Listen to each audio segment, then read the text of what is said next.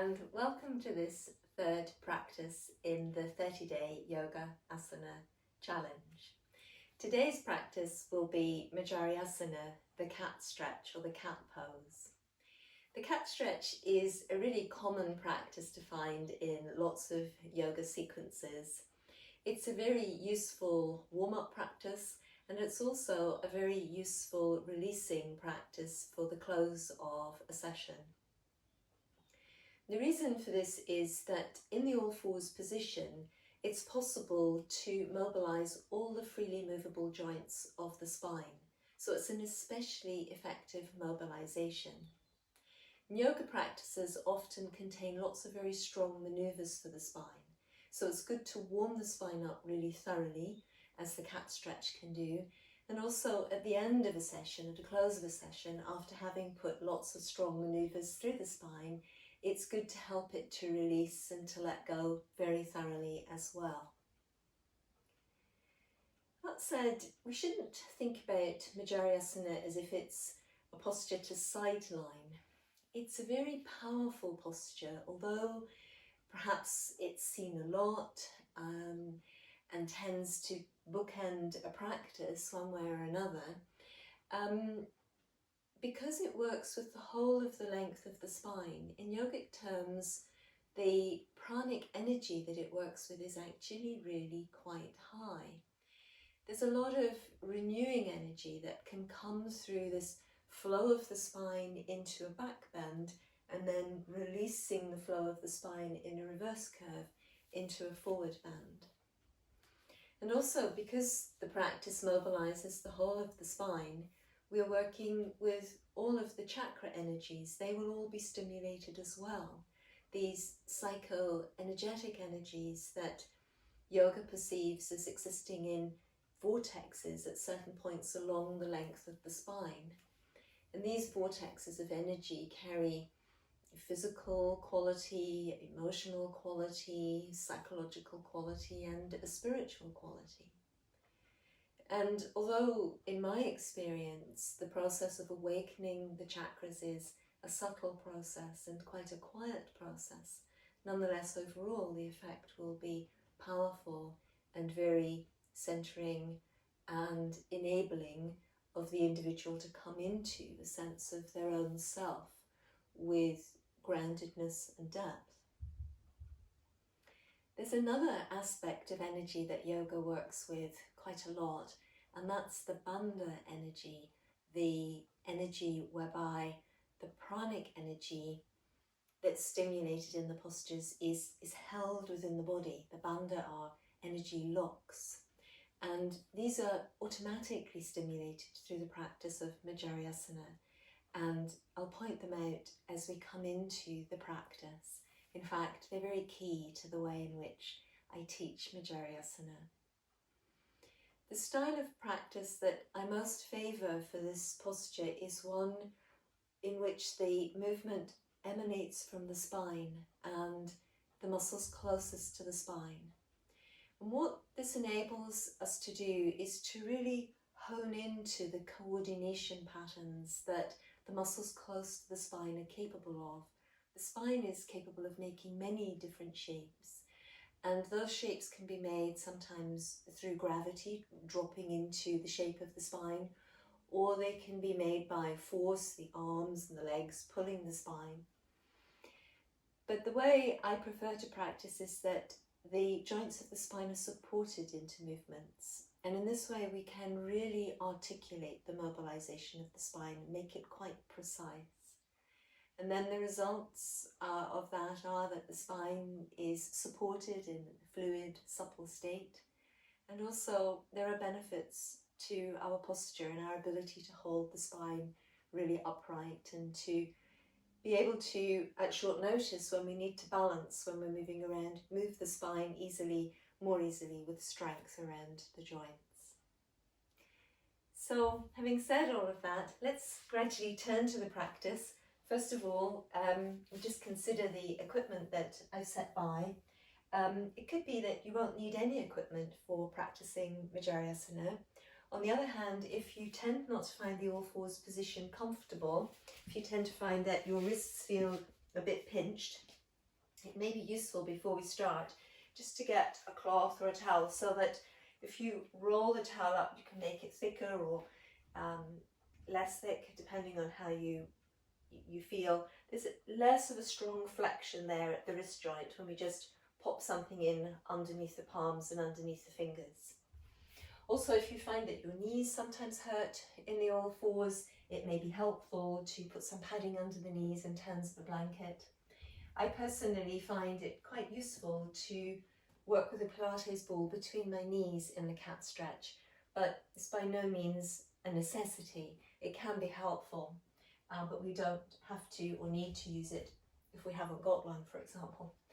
And also sometimes, even with something underneath the hands, people still find that the flexion on the wrists is too strong, and instead we can build ourselves something, perhaps with yoga bricks or blocks if we have them, or if not, books, to just replace the forearm, so that in fact the weight of the posture in the upper body is going through the forearm rather than the actual wrist joint.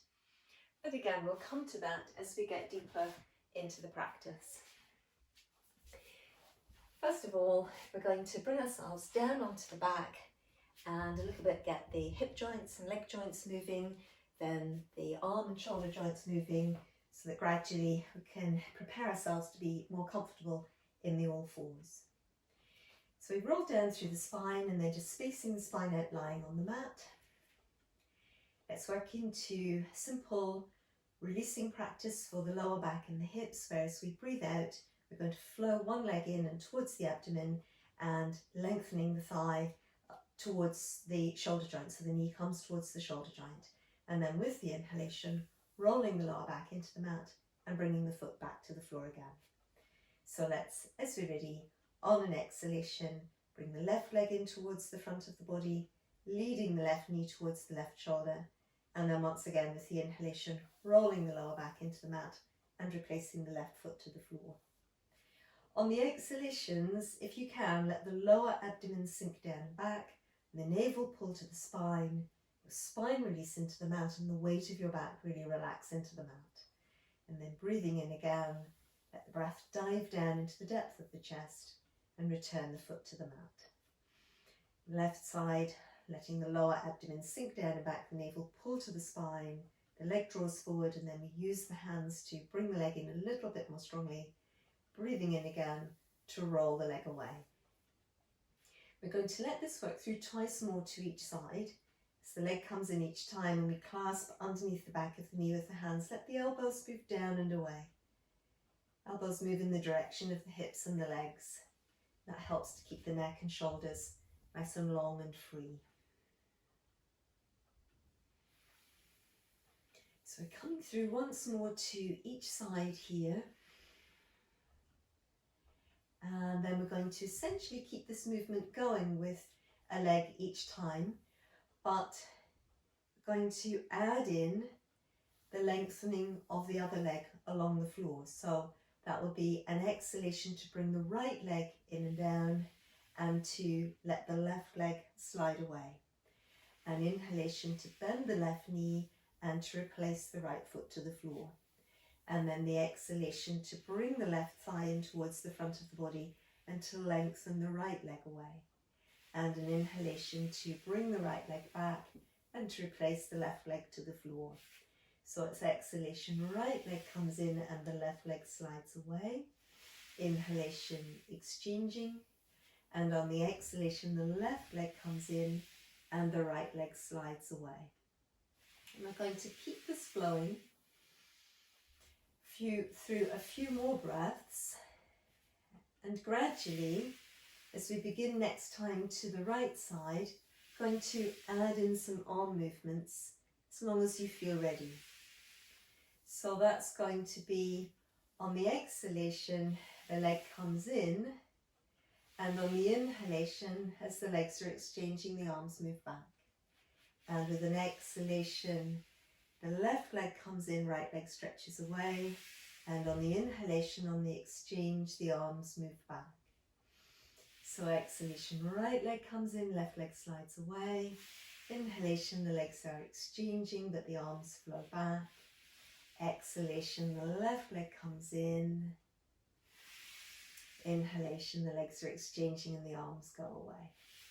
So let's flow it through twice more to each side.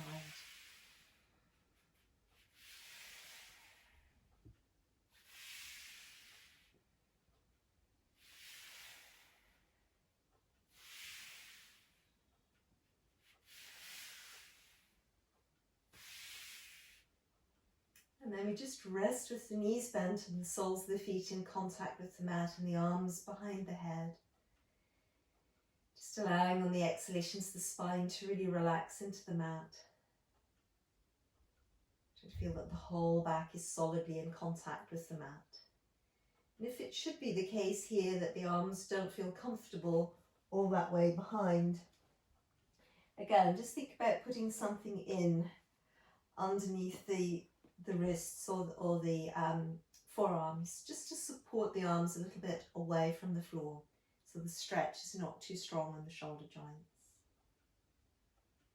And just breathe through a last round of the breath here in this quite soft version of Supta Vajrasana. And then again on an exhalation, I'm going to let the arms come back to the sides. Let's begin to open up across the back of the shoulders through the upper back and to release the position of the shoulder blades, all of which will be quite helpful to us when we're in the all fours. So we're going to breathe in and let the arms lift to upright, and then breathing out, sinking the weight of the arms down into the shoulder joints. And then here, as we're ready, on an inhalation, opening and stretching across the upper back, letting the shoulder blades move outwards and forwards as the arms cross, making an X with the arms above the elbow joint, and then just fastening the hands onto the back of the shoulders. And as we do that, let the collarbones open, let the shoulder blades move down the back, and try to feel that they're pretty much centered on either side of the rib cage behind you. Sometimes it can be a little bit hard to keep the neck long here as the shoulder blades move down. That can cause the neck to arch, but really we're trying to a little bit stretch and lengthen the muscles in the back of the neck. So a last breath here. The breath can dive backwards into the back of the chest. And then again with an inhalation, we're going to release the arms, just observing which arm is closest to you as you bring the arms up, relaxing the shoulders for a moment, and then making the X with the other arm, this time passing in front. That sense of opening and stretching across the upper back, clasping around the back of the shoulders with the hands, tucking the chin towards the breastbone, letting the neck lengthen from between the shoulder blades towards the crown of the head. Now open across the collarbones and let the shoulder blades move down the back behind us. And again, just breathing here. Just allowing the inhalations to create a little bit of space between the shoulder blades, into the back of the rib cage in front of the shoulder blades. And on the exhalations, just feeling the spine relaxing into the mat. And once again, we just breathe in, let the arms extend, and on an exhalation, bringing the arms back towards the sides. I'm going to work that same stretch, but in a stronger version. It's going to work the full Supta Ardha Asana, so the supine half eagle. And to do that, let's again make a letter X with the arms, and very actively letting the muscles stretch and open from either side of the spine towards the shoulder blades, over the backs of the shoulder joints and into the backs of the arms.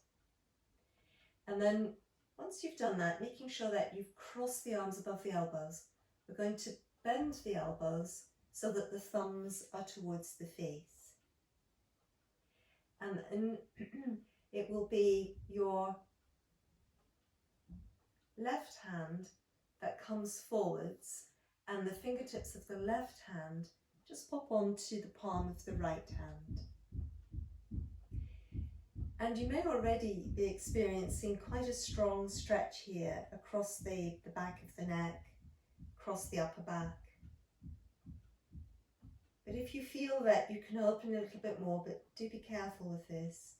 We let the arms travel so that we're creating a right angle below the shoulder joints and on the insides of the elbow joints. Just keeping the chin tucking towards the top of the breastbone, collarbones as wide as we can, the shoulder blades moving down the back. And this will tend to be really quite an intense opening through the back of the neck and across the back of the shoulders. And again, we can let the breath come into the space between the shoulder blades, behind the collarbones, and with the exhalations, relaxing the weight of the spine into the mat. Do a last breath here. And then again, as you're ready, with an inhalation, going to just allow the arms to uncross, to reach up. And on the exhalation, bringing the arms back towards the side. So just relaxing through the upper back and the shoulders. And then of course we need to do it with the arms crossing the other way. So the arms coming up again, just settling the shoulders, settling the neck. And this time it's going to be the left arm that crosses in front of the right arm. So again, from either side of the spine, letting the muscles open, cross the upper back towards the shoulder blades, letting the arms cross above the elbows. And then as you're ready, we bend the elbows and let the thumbs come towards the face. So here again, we might stop here with the backs of the hands towards each other. We might interlace the fingers there or just press the hands together. Or we could let the right hand come forwards towards the face and then the right fingertips just touch onto the left palm. And again, lengthening the neck from between the shoulder blades towards the crown of the head. Let the shoulder blades be nice and wide, moving down the back. And this may be an intense enough stretch for the upper body, but working cautiously. If you feel that you might be ready to try, you can a little bit let the arms edge upwards, trying to find that right angle below the shoulder joints and on the insides of the elbows. Just taking care as the arms move upwards that the back of the ribcage doesn't begin to arch away from the floor. It still needs to stay down so that you're actually really genuinely opening those muscles in the upper back. So we're breathing again, might be able to find space behind the collarbones and back to between the shoulder blades. And with the exhalations, relaxing the spine into the mat.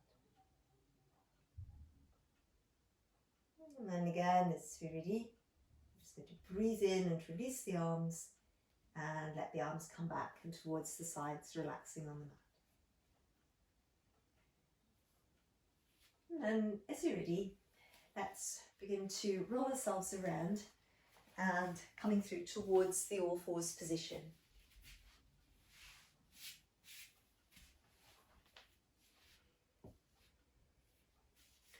I'm going to work a little bit on lengthening the spine prior to the actual Majari Asana. This is another practice called Asana, and it flows through from the all fours position, lengthening the hips back and behind us, aiming the tailbone as if to touch the wall behind, and the crown of the head as if to touch the wall in front. And then with an inhalation, coming back towards the all fours. So again, on the exhalation, reaching back, seeing how much it might be possible to lengthen the spine in between the arms and the legs. What needs to happen in order for the spine to lengthen in these two movements? How do the arms and the shoulders need to open and release to enable the ribcage to open and the spine centered in the back of the ribcage to lengthen? How can we perhaps adjust our abdominal strength to support the spine, lengthening from the base of the ribcage right back towards the tailbone?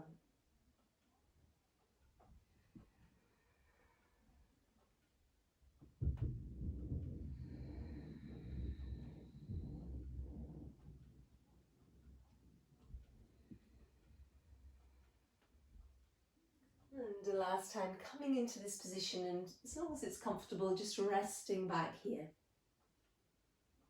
And again, it could be that a little bit of support beneath the knees would be helpful, sometimes these strong stretches when the hips go back towards the heels are a little bit much on the knee joints, and some padding at the backs of the knees will help to soften the stretch over the knee. Relaxing in this hair pose, the Shashankasana, just let your elbows bend a little bit so that it's possible to feel the weight of the elbows as they sink towards the mat, stretching the muscles between the shoulder blades, the rhomboids. Keeping the shoulder blades, again, positioned more or less in the centre of each side of the back of the rib cage, and also drifting down the back as much as possible towards the sitting bones. And the breath needs to keep travelling back in this position so that there's room for it on the inhalations.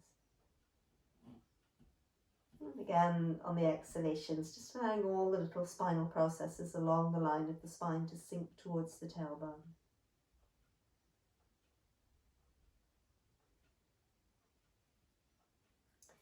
And then, as you're ready, on an inhalation, going to bring ourselves through and towards the all fours.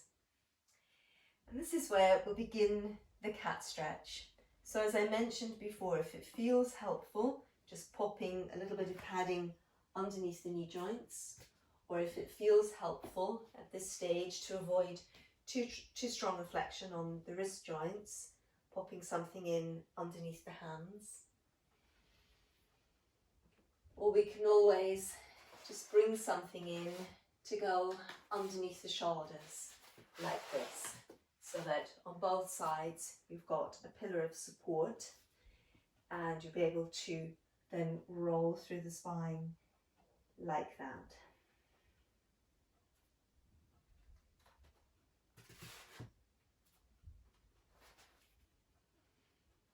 Before we move into that part of the practice, let's just think a little bit about warming up the wrist joints, giving them a little bit of a stretch. So we can always pop the thumb into the back of the wrist, onto the palm there, and then the fingers coming onto the back of the hand and just stretching the hand downwards.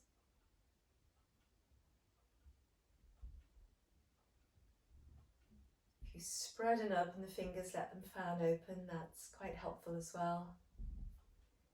And then also bringing the palm upwards and the fingers of the opposite hand come across the palm, and the thumb comes onto the back of the hand, stretching through like that.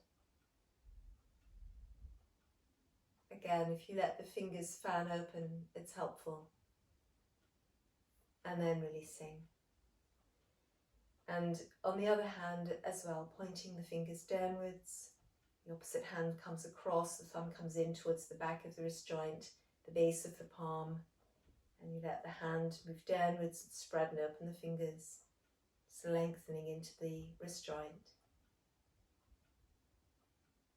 And then also in the opposite direction, letting the palm face upwards, crossing the hand in, and then just drawing the palm backwards with the fingers of the opposite hand resting onto the palm, the thumbs on the back of the stretching hand, reaching through.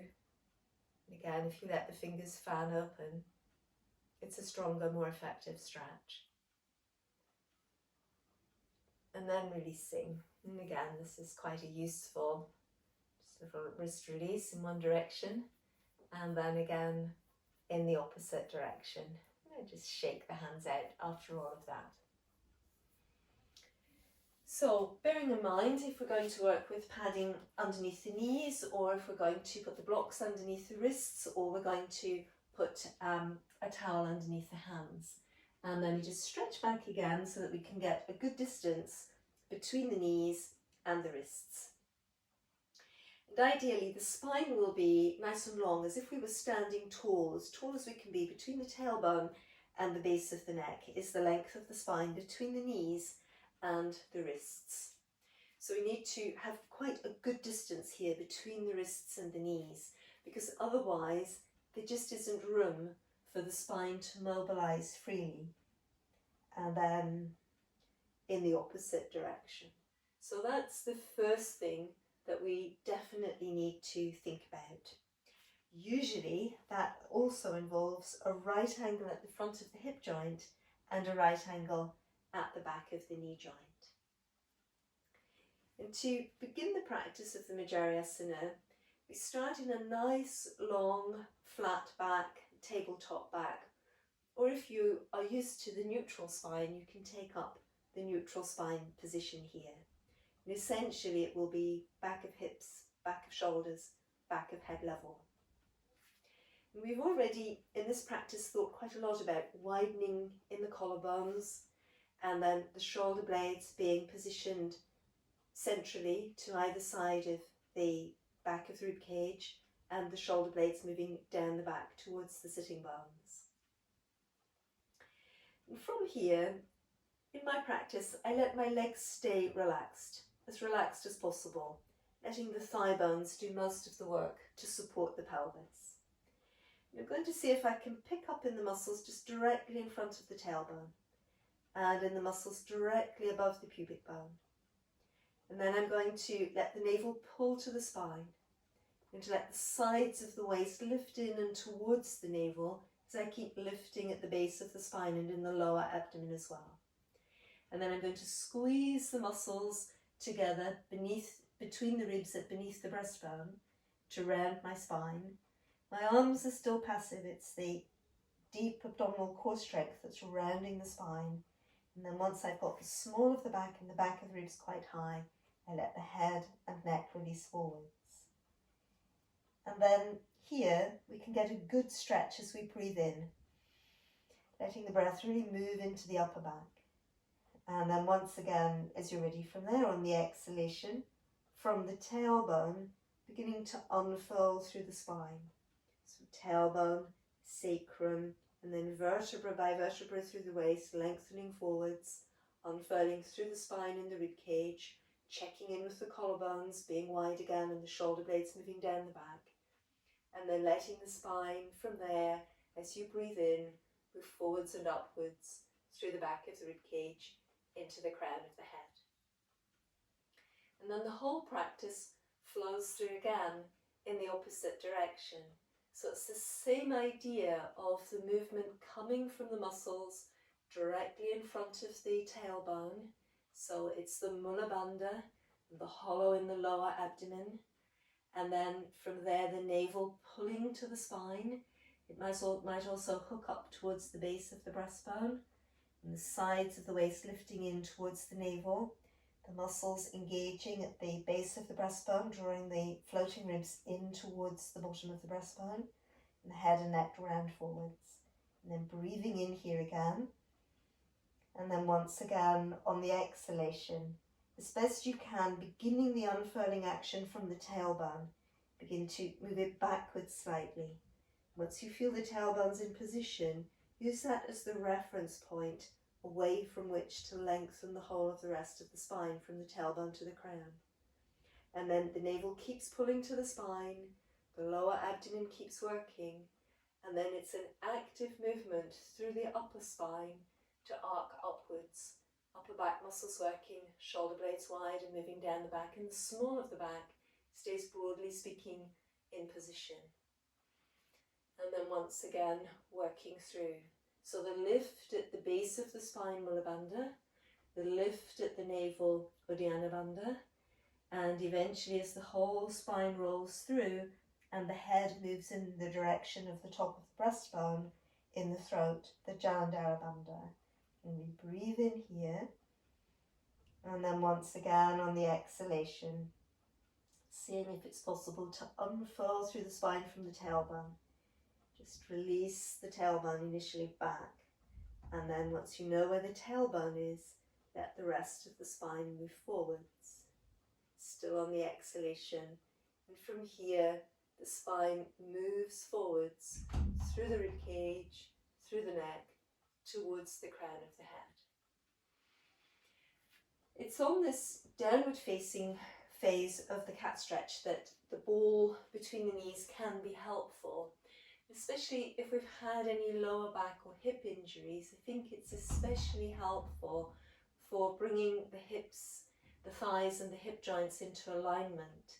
So I'm still working with that deep lift at the tailbone, deep lift in the lower abdomen, navel pulling to the spine, the sides of the waist moving in towards the navel, squeezing at the base of the breastbone, rounding in. Breathing in here. And once again, as you're ready, systematically through the length of the spine, unfurling. Keep the bandha working, the deep lift at the base of the spine, the lift in the lower abdomen, navel pulling to the spine. You might even try to feel all of the muscles around the waist encircling the spine into the back of the waist as well at this point. The muscles around the rib cage as well, enveloping the rib cage to hold it nice and strong. And then flowing again. So we do one last flow. For me, when I put the ball between the knees, I can really feel that, I suppose, the hip joints and the thigh bones are in better alignment, and it's easier to coordinate the whole movement. And all throughout the transitioning, keeping my spine as supported as possible, so that I feel all the time each vertebra is moving away from the one below or behind. And from here, especially if you've practiced the second day of the challenge, the Ardha Mukha posture, the downward facing dog, you might feel ready to lift using your bandha strength away from the floor into the downward facing dog. Still keeping the ribs engaging in towards the spine, keeping the waist nice and strong. Navel pulls to the spine, deep lift in the lower abdomen, ears and arms in line, shoulder blades wide, and moving up towards your sitting bones, lengthening through the insides of the arms, pressing the thumbs and the index fingers into the mat, experiencing that release and free lengthening of the spine from the tailbone into the weight of the head. Pelvis stays broad, ribs stay broad. Letting your breath really dive back into the chest. And on the exhalations, each time renewing the bandha, the lift at the base of the spine and the lower abdomen, navel pulling to the spine, and the spine lengthening into the crown of the head.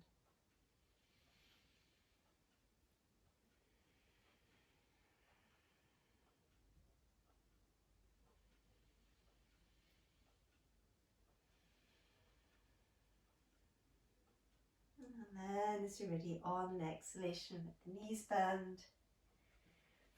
Just relaxing down into the child. Sending the hips to the heels. Letting the forehead come to the mat and the arms coming alongside the legs. And again, it could be that it's a little bit hard on the neck. There might be pressure on the neck coming into the child's position. Just supporting the neck with something underneath the forehead.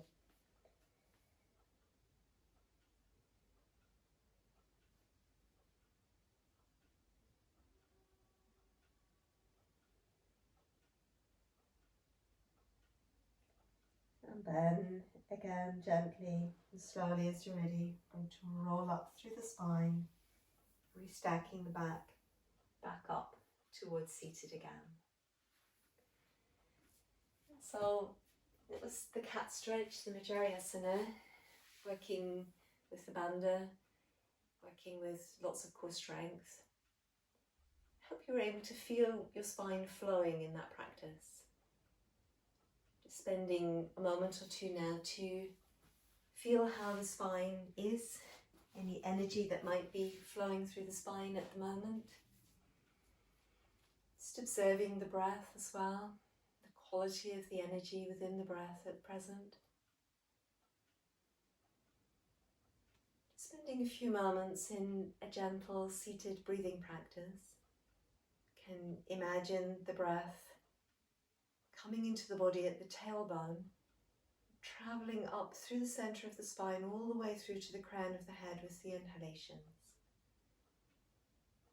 And then on the exhalations, just imagining the breath again, travelling back down from the crown of the head, all through the spine, leaving through the tailbone, leaving through the sitting bones. Just allow that practice to keep flowing through in the mind's eye. Just a few rounds of the breath.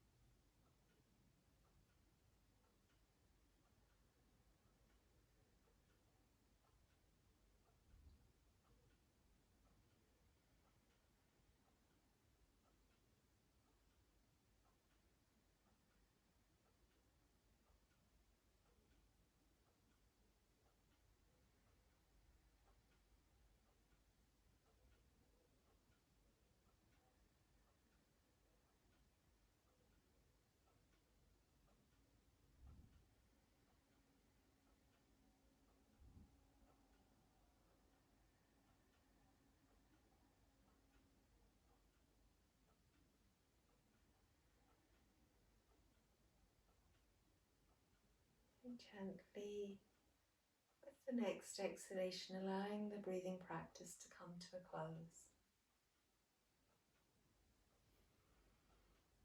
Om Shanti Namaste. Good, well done. Thank you for watching. I hope that you'll join me again next time on the 4th day of the 30-day Yoga Asana Challenge.